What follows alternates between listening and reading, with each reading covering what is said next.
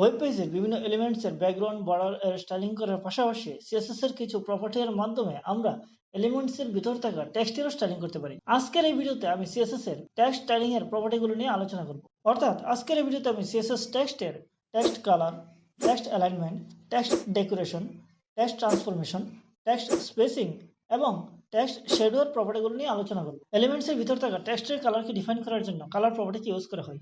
এলিমেন্টসের ভিতর থাকা টেক্সটের বাই ডিফল্ট একটি কালার থাকে, যেমন এখানে ওয়েব পেজের মধ্যে যে H1 ট্যাগটি রয়েছে এবং ওই H1 ট্যাগের মধ্যে যে টেক্সটগুলো রয়েছে তার ভিউ যদি আমরা দেখি তাহলে দেখতে পারবো যে H1 ট্যাগের মধ্যে যে টেক্সটগুলো ছিল সেগুলি ব্ল্যাক কালারের টেক্সটে শো হচ্ছে। এখন আমি যদি ওই H1 ট্যাগকে টার্গেট করে তার কালার দিয়ে দিই রেড, এবং এখন যদি ওয়েব পেজটিকে দেখি তাহলে দেখতে পারবো যে H1 ট্যাগের যে ব্ল্যাক কালারের টেক্সটগুলো শো হচ্ছিল সেগুলো এখন রেড কালার হয়ে গেছে। টেক্সট অ্যালাইনমেন্টের প্রপার্টিগুলোকে ইউজ করা হয় কোনো একটি এলিমেন্টের মধ্যে থাকা টেক্সটগুলোকে অ্যালাইনমেন্ট দেওয়ার জন্য। টেক্সট অ্যালাইনমেন্টের প্রপার্টিগুলোর মধ্যে রয়েছে text align last, direction, unicode ডিপি এবং ভার্টিক্যাল অ্যালাইন।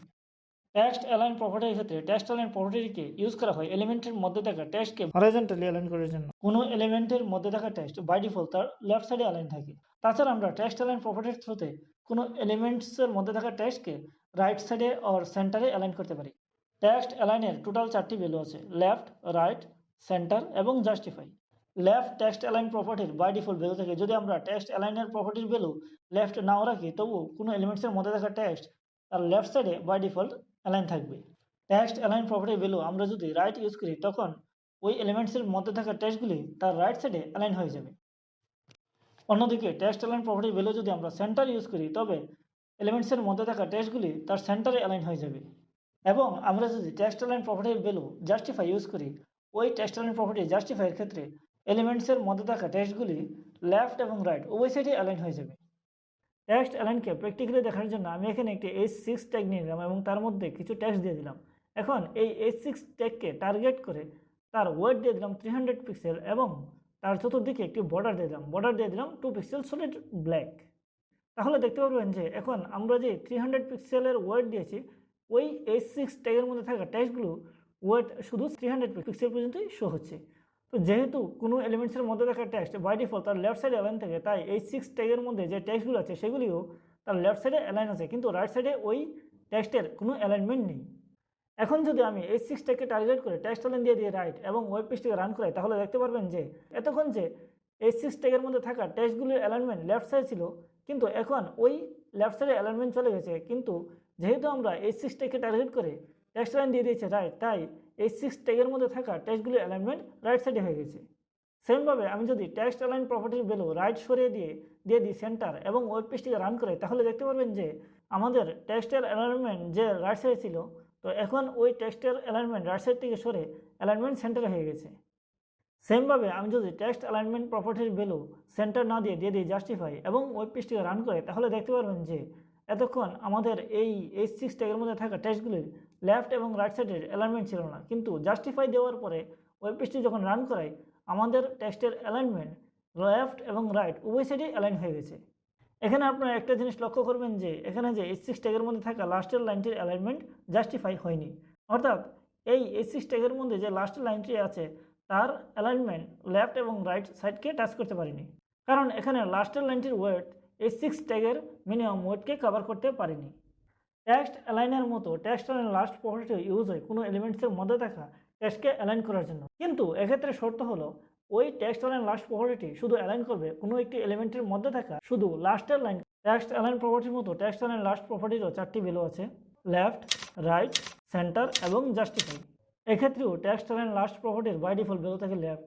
তো আমরা নিচে দেখতে পারবো যে আমাদের পূর্বের যে টেক্সটটি আমি ইউজ করেছিলাম টেক্সট অ্যালাইন প্রপার্টির ক্ষেত্রে, এখানে আমরা সেম H6 ট্যাগকে ইউজ করছি টেক্সট অ্যালাইন লাস্ট প্রপার্টির ক্ষেত্রে। এখানে আপনারা দেখতে পাবেন যে H6 ট্যাগের লাস্ট লাইনটির লেফট সাইডে অ্যালাইন হয়ে গেছে। এখন আমরা যদি টেক্সট অ্যালাইন লাস্ট প্রপার্টির ভ্যালু রাইট দিই এবং ওয়েব পেজটিকে রান করাই তাহলে দেখতে পাবেন যে এই লাস্ট লাইনটির অ্যালাইনমেন্ট রাইট সাইডে হয়ে গেছে। এবং আমরা যদি টেক্সট অ্যালাইন লাস্ট প্রপার্টির ভ্যালু রাইট সরিয়ে দিয়ে দিই সেন্টার তাহলে দেখতে পারবেন যে এই H6 ট্যাগের মধ্যে থাকা লাস্ট লাইনটির অ্যালাইনমেন্ট এখন হয়ে গেছে সেন্টারে। অন্যদিকে আমরা যদি এই টেক্সট অ্যালাইন লাস্ট প্রপার্টির ভ্যালু সেন্টার সরিয়ে দিয়ে দিই জাস্টিফাই এবং ওয়েব পেজটি রান করাই, তাহলে দেখতে পারবেন যে এখন H6 ট্যাগের মধ্যে থাকা লাস্ট লাইনটির অ্যালাইনমেন্ট জাস্টিফাই হয়ে গেছে। অর্থাৎ এই H6 ট্যাগের মধ্যে যে লাস্ট লাইনটি আছে সেটি লেফট এবং রাইট সাইড উভয় সাইডে অ্যালাইন হয়ে গেছে। যেহেতু এই লাস্ট লাইনটির ওয়েট H6 ট্যাগের মিনিমাম ওয়েটের সমান নয়, তাই প্রতিটি ওয়ার্ডের মধ্যে একটু স্পেস এসে এই অ্যালাইনমেন্ট হয়ে গেছে। আমাদের নেক্সট প্রপার্টি অর্থাৎ ডাইরেকশন প্রপার্টিকে ইউজ করা হয় কোনো একটি এলিমেন্টসের মধ্যে থাকা টেক্সটের ডাইরেকশনকে ডিফাইন করার জন্য। ডাইরেকশন প্রপার্টির ভ্যালু হিসেবে আমরা ইউজ করতে পারি LTR অর্থাৎ লেফট টু রাইট, যা কোনো এলিমেন্টসের ভিতর থাকা টেক্সটের বাই ডিফল্ট ডাইরেকশন থাকে, অথবা আমরা ইউজ করতে পারি RTL অর্থাৎ রাইট টু লেফট। এক্ষেত্রে টেক্সটের ডাইরেকশন রাইট থেকে লেফটের দিকে হবে। আমরা যদি ডাইরেকশনের ভ্যালু RTL ইউজ করি তবে এলিমেন্টসের ভিতর থাকা টেক্সটের ডাইরেকশন রাইট টু লেফটে হবে। আমরা যদি ডাইরেকশন প্রপার্টিকে প্র্যাকটিক্যালি দেখি, যেমন আমি এখানে একটি H1 ট্যাগ নিয়ে নিলাম এবং ওই H1 ট্যাগের মধ্যে কিছু টেক্সট দিয়ে দিলাম। এখন যদি আমি ওয়েব পেজটিকে রান করাই তাহলে দেখতে পারবো যে আমরা H1 ট্যাগের মধ্যে যে টেক্সটটি নিয়েছি সেটি লেফট সাইডে শো হচ্ছে, কারণ প্রতিটি এলিমেন্টের বাই ডিফল্ট ভ্যালু তার লেফট সাইডে শো হয়। এখন আমি H1 ট্যাগের মধ্যে আরও একটি টেক্সট অ্যাড করে নিলাম। এখন যদি আমি ওয়েব পেজটিকে রান করাই তাহলে দেখতে পারবেন যে এখন যে টেক্সটটি আমরা এক্সট্রা ইউজ করেছিলাম সেটি এলিমেন্টসের লেফট থেকে রাইটের দিকে শো হচ্ছে। সেমভাবে আমি H1 ট্যাগের নিচে একটি H2 ট্যাগ নিয়ে নিলাম এবং তার মধ্যে কিছু টেক্সট দিয়ে দিলাম এবং ওই H2 ট্যাগকে টার্গেট করে ডাইরেকশন দিয়ে দিলাম RTL। এখন যদি আমি ওয়েব পেজটি রান করি তাহলে দেখতে পারবো যে আমরা যে H2 ট্যাগটি নিয়েছিলাম সেটি ওয়েব পেজের রাইট সাইডে শো হচ্ছে। এখন এই H2 ট্যাগের পাশে রাইট সাইডে আমি আরও একটি টেক্সট দিয়ে দিলাম। এখন যদি আমরা ওয়েব পেজটিকে রান করি তাহলে দেখতে পাবো যে আমরা যে H2 ট্যাগের মধ্যে যে টেক্সটটি নিয়েছিলাম সেটির রাইট সাইড থেকে লেফটের দিকে নতুন টেক্সটটিও শো হচ্ছে। আমরা যদি H2 ট্যাগের মধ্যে থাকা টেক্সটগুলি আরও বৃদ্ধি করতে থাকি তাহলে দেখতে পারবো যে ওয়েব পেজের মধ্যে যেই সেন্টেন্সটি শো হচ্ছে সেটি তার লেফট সাইডে বৃদ্ধি হতে থাকবে। টেক্সট অ্যালাইনমেন্টের নেক্সট প্রপার্টি অর্থাৎ ইউনিকোড বিডি প্রপার্টিটি ইউজ করা হয় টেক্সটের ডাইরেকশন চেঞ্জ করার জন্য। এক্ষেত্রে ওই ইউনিকোড বিডি প্রপার্টিটি ইউজ করতে হয় ডাইরেকশন প্রপার্টির সাথে। যেমন আমরা এখানে H2 ট্যাগের মধ্যে ডাইরেকশন প্রপার্টি নিয়েছি RTL এবং তার মধ্যে যদি ইউনিকোড বিডি প্রপার্টি নিয়ে তার ভ্যালু দিয়ে দিই BD ওভার রাইট এবং ওয়েব পেজটিকে রান করাই তাহলে দেখতে পারবো যে H2 ট্যাগের মধ্যে যে টেক্সটগুলো ছিল সেই টেক্সটগুলির প্রতিটি ওয়ার্ড এবং ওয়ার্ডের মধ্যে থাকা প্রতিটি লেটার রাইট সাইড থেকে লেফট সাইডে ডাইরেক্ট হচ্ছে। অর্থাৎ সেন্টেন্সটি শুরু হচ্ছে রাইট সাইড থেকে এবং সেটি ডাইরেক্ট হচ্ছে লেফট সাইডের দিকে। টেক্সট অ্যালাইনমেন্টের নেক্সট প্রপার্টি অর্থাৎ ভার্টিক্যাল অ্যালাইন প্রপার্টি ইউজ করা হয় টেক্সটকে ভার্টিক্যালি অ্যালাইন করার জন্য, যার ভ্যালুগুলোর মধ্যে রয়েছে base line, text top, text bottom, sub এবং সুপার। ভার্টিক্যাল অ্যালাইনের প্রপার্টিকে প্র্যাকটিক্যালি দেখার জন্য আমি এখানে একটি H1 ট্যাগ নিয়ে নিলাম যার মধ্যে কিছু টেক্সট আছে এবং ওই H1 ট্যাগের টেক্সটের মিডিলে আমি একটি ইমেজ ট্যাগ নিয়ে একটি ইমেজ দিয়ে দিলাম এবং ওই ইমেজকে টার্গেট করে তার হাইট এবং ওয়েট দিয়ে দিলাম 20 পিক্সেল। এখন যদি আমি ইমেজ ট্যাগকে টার্গেট করে ভার্টিক্যাল অ্যালাইন প্রপার্টি নিয়ে তার ভ্যালু দিয়ে দিই টেক্সট টপ, তাহলে দেখতে পারবো যে H1 ট্যাগের মধ্যে যে ইমেজটি ছিল সেটি একটু উপরে চলে গেছে। সেমভাবে আমি যদি ভার্টিক্যাল অ্যালাইন প্রপার্টির ভ্যালু টেক্সট টপ না দিয়ে দিই টেক্সট বটম, তাহলে দেখতে পারবো যে এখন H1 ট্যাগের মধ্যে যে ইমেজটি ছিল সেটি টেক্সটের বটমে চলে এসেছে। সেমভাবে ভার্টিক্যাল অ্যালাইনের সুপার এবং সাব ভ্যালু দুটি একই ধরনের কাজ করে। বন্ধুরা, টেক্সট অ্যালাইনের নেক্সট প্রপার্টি অর্থাৎ টেক্সট ডেকোরেশনের প্রপার্টিগুলোকে ইউজ করা হয় টেক্সটের মধ্যে লাইনকে ড্র করার জন্য। টেক্সট ডেকোরেশনের প্রপার্টিগুলোর মধ্যে রয়েছে text decoration line, text decoration colour, text decoration style, text decoration thickness. Text decoration লাইনের থ্রুতে ডিফাইন করা হয় টেক্সটের মধ্যে থাকা লাইনকে কী ধরনের ড্র করা হবে, যেমন ওভারলাইন, লাইন থ্রু, আন্ডারলাইন এবং ওভারলাইন আন্ডারলাইন। টেক্সট ডেকোরেশন লাইনের কালারকে ডিফাইন করার জন্য ইউজ করা হয় টেক্সট ডেকোরেশন কালার প্রপার্টিটিকে। অন্যদিকে ডেকোরেশন লাইনের স্টাইলকে ডিফাইন করার জন্য ইউজ করা হয় টেক্সট ডেকোরেশন স্টাইলের প্রপার্টিকে। এর মধ্যে আমরা লাইনের স্টাইলিং আমরা ইচ্ছামতো করতে পারি এবং লাইনের ওয়েটকে ডিফাইন করার জন্য ইউজ করা হয় টেক্সট ডেকোরেশন থিকনেস প্রপার্টিকে। টেক্সট ডেকোরেশনের প্রপার্টিগুলোকে প্র্যাকটিক্যালি দেখার জন্য আমি এখানে H1 ট্যাগকে টার্গেট করে টেক্সট ডেকোরেশন লাইন নিয়ে নিলাম ওভারলাইন, টেক্সট ডেকোরেশন কালার নিয়ে নিলাম রেড, টেক্সট ডেকোরেশন থিকনেস নিয়ে নিলাম 10 পিক্সেল এবং টেক্সট ডেকোরেশন স্টাইল নিয়ে নিলাম সলিড। এখন যদি আমরা ওয়েব পেজটিকে রান করি তাহলে দেখতে পারবো যে H1 ট্যাগের মধ্যে যে টেক্সটগুলো ছিল তার উপরে একটি রেড কালারের সলিড লাইন ড্র হয়ে গেছে। আমরা যদি চাই টেক্সট ডেকোরেশন প্রপার্টিকে আমরা শর্ট হ্যান্ডেও লিখতে পারি, তার জন্য আমাদের প্রথমে টেক্সট ডেকোরেশনের ভ্যালু হিসাবে লিখতে হবে টেক্সট ডেকোরেশন লাইনের ভ্যালু লাইক আন্ডারলাইন, তারপর লিখতে হবে টেক্সট ডেকোরেশন কালারের ভ্যালু লাইক রেড, তারপর লিখতে হবে টেক্সট ডেকোরেশন স্টাইলের value like double or solid, তারপর লিখতে হবে টেক্সট ডেকোরেশন থিকনেসের ভ্যালু লাইক 5 পিক্সেল, 10 পিক্সেল और 15 পিক্সেল। টেক্সট ট্রান্সফরমেশন অর্থাৎ টেক্সটকে আপার কেস ও লোয়ার কেসে ট্রান্সফর্ম করতে টেক্সট ট্রান্সফর্ম প্রপার্টিটিকে ইউজ করা হয়। যেমন আমি এখানে 3টি H1 ট্যাগ নিয়েছি, যার মধ্যে প্রথম H1 ট্যাগের ভিতর টেক্সট দেওয়া আছে লোয়ার কেস লেটারে, দ্বিতীয় H1 ট্যাগের ভিতর টেক্সট দেওয়া আছে আপার কেস লেটার এবং তৃতীয় H1 ট্যাগের ভিতর টেক্সট দেওয়া আছে লোয়ার কেস লেটারে। এখন আমি প্রথম H1 ট্যাগটিকে তার আইডি দ্বারা টার্গেট করে টেক্সট ট্রান্সফর্ম প্রপার্টির ভ্যালু দিয়ে দিলাম আপার কেস এবং দ্বিতীয় H1 ট্যাগটিকে তার আইডি দ্বারা টার্গেট করে টেক্সট ট্রান্সফর্ম প্রপার্টির ভ্যালু দিয়ে দিলাম লোয়ার কেস এবং তৃতীয় H1 ট্যাগটিকে তার আইডি দ্বারা টার্গেট করে টেক্সট ট্রান্সফর্ম প্রপার্টির ভ্যালু দিয়ে দিলাম ক্যাপিটালাইজ। এখন যদি আমরা ওয়েব পেজটি রান করি তাহলে দেখতে পারবো যে প্রথম H1 ট্যাগের মধ্যে যেই লোয়ার কেসের টেক্সটগুলি ছিল সেগুলি হয়ে গেছে আপার কেসে, কারণ আমরা H1 ট্যাগকে তার আইডি দ্বারা টার্গেট করে টেক্সট ট্রান্সফর্মের ভ্যালু দিয়েছিলাম আপার কেস। ঠিক একইভাবে দ্বিতীয় H1 ট্যাগটির মধ্যে আমরা যে আপার কেসের ওয়ার্ড নিয়েছিলাম সেই টেক্সটগুলি এখন হয়ে গেছে লোয়ার কেসে, কারণ আমরা টেক্সট ট্রান্সফর্মের ভ্যালু হিসাবে নিয়েছিলাম লোয়ার কেস। এবং তৃতীয় H1 ট্যাগটির মধ্যে প্রথম ওয়ার্ডটি রয়েছে আপার কেসে এবং বাকি ওয়ার্ডগুলি লোয়ার কেস হয়ে গেছে, কারণ আমরা তৃতীয় H1 ট্যাগটিকে তার আইডি দ্বারা টার্গেট করে টেক্সট ট্রান্সফর্মের ভ্যালু হিসাবে নিয়েছিলাম ক্যাপিটালাইজ। বন্ধুরা, আমাদের নেক্সট টেক্সট CSS এর প্রপার্টি অর্থাৎ টেক্সট স্পেসিং এর প্রপার্টিটি ইউজ করা হয় কোনো একটি এলিমেন্টের মধ্যে থাকা টেক্সটগুলির মধ্যে স্পেসিংকে ডিফাইন করার জন্য। টেক্সট স্পেসিং এর প্রপার্টিগুলোর মধ্যে রয়েছে text indent, letter spacing, line height, word spacing এবং হোয়াইট স্পেস। টেক্সট ইনডেন্ট প্রপার্টিটি ইউজ করা হয় কোনো একটি এলিমেন্টের মধ্যে থাকা টেক্সটের প্রথম লাইনটির ইন্ডেন্টেশন কত হবে, অর্থাৎ প্রথম লাইনটি কতটুকু স্পেস থেকে শুরু হবে। যেমন আমি এখানে একটি পিটেক নিয়ে নিলাম এবং ওই পিটেকের মধ্যে একটি প্যারাগ্রাফ লেখার জন্য কিছু টেক্সট দিয়ে দিলাম এবং CSS এর মধ্যে পি ট্যাগকে টার্গেট করে একটি ওয়ার্ড দিয়ে দিলাম এবং পি ট্যাগের মধ্যে 2 পিক্সেলের একটি সলিড ব্ল্যাকের বর্ডার দিয়ে দিলাম। এখন যদি আমরা ওয়েব পেজটিকে দেখি তাহলে দেখতে পারবো যে আমরা পি ট্যাগের মধ্যে যে টেক্সটটি নিয়েছিলাম সেই টেক্সটগুলি শো হচ্ছে এবং তার চতুর্দিকে একটি 2 পিক্সেলের সলিড ব্ল্যাকের বর্ডার শো হচ্ছে। এখন আমি পি ট্যাগকে টার্গেট করে টেক্সট ইনডেন্ট প্রপার্টি নিয়ে তার ভ্যালু দিয়ে দিলাম 100 পিক্সেল। এখন যদি আমরা ওয়েব পেজটিকে রান করি তাহলে দেখতে পারবো যে পি ট্যাগের মধ্যে আমরা যে টেক্সট নিয়েছিলাম সেটির স্টার্টিং লাইনটি অর্থাৎ প্রথম লাইনটি প্রথমে 100 পিক্সেল একটি স্পেস দিয়ে তারপর শুরু হচ্ছে, অর্থাৎ প্যারাগ্রাফের প্রথম লাইনটির শুরুতে একটি 100 পিক্সেলের স্পেস পড়ে গেছে।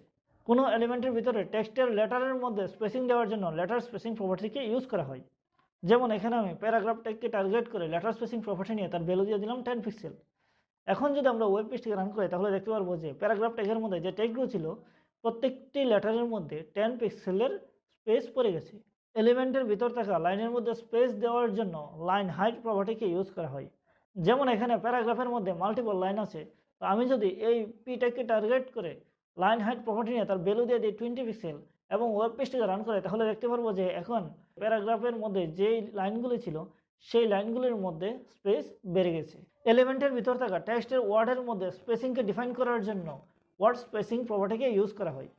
যেমন এখানে পি ট্যাগের মধ্যে যে টেক্সটগুলো আছে আমি যদি পি ট্যাগকে টার্গেট করে ওয়ার্ড স্পেসিং প্রপার্টি নিয়ে তার ভ্যালু দিয়ে দিই 50 পিক্সেল এবং ওয়েব পেজটিকে রান করাই তাহলে দেখতে পারবো যে পি ট্যাগের মধ্যে থাকা প্রতিটি ওয়ার্ডের মধ্যে 50 পিক্সেলের স্পেস পড়ে গেছে। ওয়ার্ড স্পেস প্রপার্টিকে ইউজ করা হয় কোনো এলিমেন্টের ভিতর থাকা টেক্সটের লাইন ব্রেক এবং ওয়ার্ড স্পেসকে কন্ট্রোল করার জন্য। ওয়ার্ড স্পেস প্রপার্টির ভ্যালুগুলোর মধ্যে রয়েছে normal, no wrap, pre line এবং প্রি র্যাপ। নর্মাল কোনো এলিমেন্টের মধ্যে থাকা টেক্সটের বাই ডিফল্ট ভ্যালু থাকে। ওয়ার্ড স্পেস প্রপার্টির ভ্যালু নো র্যাপ ইউজ করা হয় যখন আমরা কোনো এলিমেন্টের মধ্যে থাকা টেক্সটের মধ্যে কোনো ব্রেক না দিতে চাই, অর্থাৎ যখন কোনো এলিমেন্টসের টেক্সটকে একই লাইনের মধ্যে রাখতে চাই তখন ওয়ার্ড স্পেস প্রপার্টির ভ্যালু নো র্যাপ ইউজ করা হয়। ওয়ার্ড স্পেস প্রপার্টির ভ্যালু যদি আমরা প্রি ইউজ করি ওই ক্ষেত্রে এলিমেন্টের ভিতর থাকা টেক্সটগুলো কিছুটা নো র্যাপ ভ্যালুর মতোই কাজ করবে, কিন্তু এক্ষেত্রে আমরা এলিমেন্টের ভিতরের যে টেক্সটগুলো যেরকম রাখবো আউটপুটও সেই রকমই দেখাবে।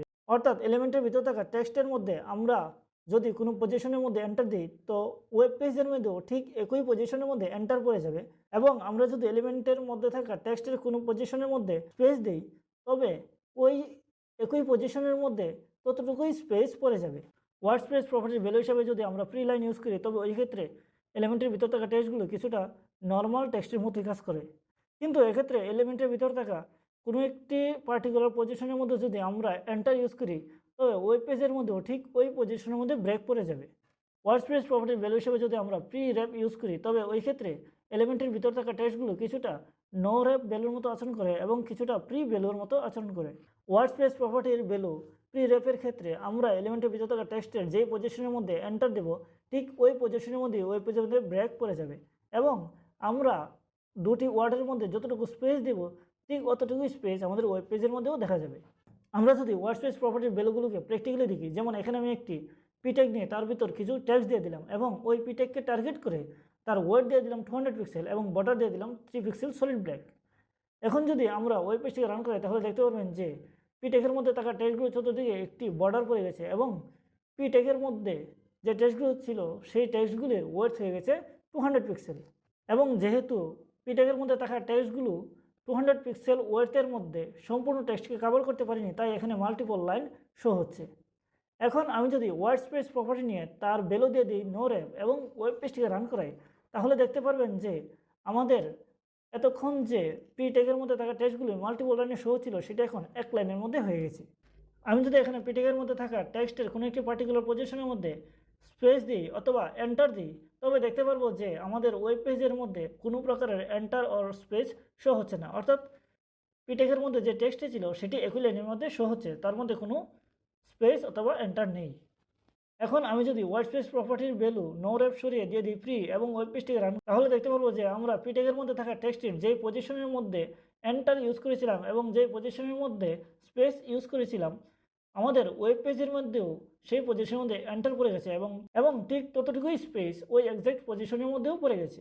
এখন আমি যদি ওয়ার্ড স্পেস প্রপার্টির ভ্যালু প্রি না দিয়ে দিই প্রি লাইন এবং ওয়েব পেজটিকে রান করাই তাহলে দেখতে পারবো যে আমরা পি ট্যাগের মধ্যে যে টেক্সটটি নিয়েছিলাম তার যেই পজিশনের মধ্যে এন্টার ইউজ করেছি ঠিক ওই পজিশনের মধ্যে ব্রেক পড়ে গেছে এবং এন্টারের পরের টেক্সট থেকে লাইনটি পুনরায় শুরু হচ্ছে। কিন্তু এক্ষেত্রে প্রি ভ্যালুর মতো ওয়েব পেজের মধ্যে থাকা টেক্সটের মধ্যে এক্সট্রা কোনো স্পেস ক্রিয়েট হয় না। এখন আমি যদি ওয়ার্ড স্পেস প্রপার্টির ভ্যালু প্রি লাইন না দিয়ে দিই প্রি র্যাপ এবং ওয়েব পেজটিকে রান করাই তাহলে দেখতে পারবো যে আমরা পিটেকের মধ্যে থাকা টেক্সটের যেই পজিশনের মধ্যে এন্টার দিয়েছি ঠিক ওই পজিশনের মধ্যে এন্টার পড়ে গেছে এবং আমরা পি ট্যাগের মধ্যে থাকা টেক্সটের মধ্যে যতটুকু স্পেস দিয়েছি ঠিক ততটুকুই স্পেস আমাদের ওয়েব পেজের টেক্সটের মধ্যেও পড়ে গেছে। এলিমেন্টের ভিতর থাকা টেক্সটের মধ্যে শ্যাডো ক্রিয়েট করার জন্য টেক্সট শ্যাডো প্রপার্টিকে ইউজ করা হয়। টেক্সট শ্যাডো ক্রিয়েট করার জন্য আমরা টেক্সট শ্যাডোর ভ্যালু হিসেবে 4টি ভ্যালু ইউজ করতে পারি। এক্ষেত্রে প্রথম ভ্যালুটি ডিফাইন করবে হরাইজন্টাল শ্যাডোকে, দ্বিতীয় ভ্যালুটি ডিফাইন করবে ভার্টিক্যাল শ্যাডোকে, তৃতীয় ভ্যালুটি ডিফাইন করবে শ্যাডোর ব্লারকে এবং চতুর্থ ভ্যালুটি ডিফাইন করবে শ্যাডোর কালারকে। কিন্তু আমরা যদি টেক্সট শ্যাডো এর তৃতীয় ভ্যালুটিকে ইউজ না করি অর্থাৎ ব্লার শ্যাডোটিকে ইউজ না করি তবে আমরা যে শ্যাডোটি দেখতে পারবো সেটি হবে সলিড শ্যাডো। যেমন আমি এখানে একটি H1 ট্যাগ নিয়ে নিলাম যার মধ্যে একটি টেক্সট দিয়ে দিলাম। এখন ওই H1 ট্যাগকে টার্গেট করে টেক্সট শ্যাডো প্রপার্টি নিয়ে তার মধ্যে 3টি ভ্যালু এবং একটি কালার দিয়ে দিলাম। এখন যদি আমরা ওয়েব পেজটিকে রান করি তাহলে দেখতে পারবো যে এখানে একটি টেক্সটের পিছনে ব্লার কালারের শ্যাডো শো হচ্ছে। এখন যদি আমি তৃতীয় ভ্যালুটিকে রিমুভ করে দিই তাহলে দেখতে পারবেন যে এখন যে শ্যাডোটি শো হচ্ছে সেটি হলো সলিড শ্যাডো। এখন যদি আমি টেক্সট শ্যাডো এর কালারকে রিমুভ করে দিই তাহলে দেখতে পারবেন যে এখনও শ্যাডো শো হচ্ছে সলিড একটি শ্যাডো, কিন্তু এখানে বাই ডিফল্ট কালার ব্ল্যাক আছে কারণ প্রতিটি এলিমেন্টের বাই ডিফল্ট একটি কালার থাকে। তো বন্ধুরা আজকের এই টেক্সট সিএসএস এর প্রপার্টির ভিডিওতে এতটুকুই। আশা করি আমার এই ভিডিওটা আপনাদের ভালো লেগেছে। তো পরবর্তী ভিডিওতে আমি সিএসএস এর নতুন একটি প্রপার্টি নিয়ে আলোচনা করব। তো আজকের মতো এতটুকুই, ধন্যবাদ সবাইকে।